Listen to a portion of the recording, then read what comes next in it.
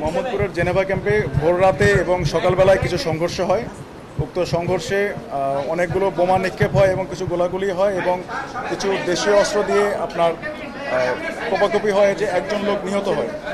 সেই কারণে আমরা আজ সন্ধ্যায় যৌথ অভিযান পরিচালনা করি। উক্ত যৌথ অভিযানে আমার সাথে র্যাব ছিল, পুলিশ সদস্য ছিল এবং আমরা যৌথ অভিযান করে প্রথমে সন্দেহভাজন 34 জনকে গ্রেপ্তার করতে সক্ষম হই। তারপর আমরা আমাদেরকে সেনা ক্যাম্পে এনে ওনাদের সবাইকে ভেরিফিকেশন করি।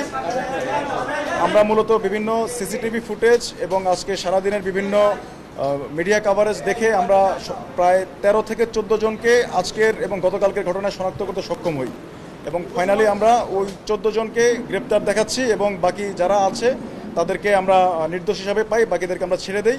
এবং আজকে আমাদের যৌথ অভিযান আপনারা দেখতে পাচ্ছেন যে এই মারামারি সামগ্রীগুলো পাওয়া যায়, বিশেষ করে বিভিন্ন হেলমেট এবং বিভিন্ন দেশীয় অস্ত্র আমরা উদ্ধার করতে পারি। এবং এই যে 14 জন আছে তার মধ্যে 3 থেকে 4 জনকে মোটামুটি প্রত্যক্ষভাবে আজকের যে হত্যাটা হয়েছে তার সাথে সম্পৃক্ততা পাওয়া গেছে।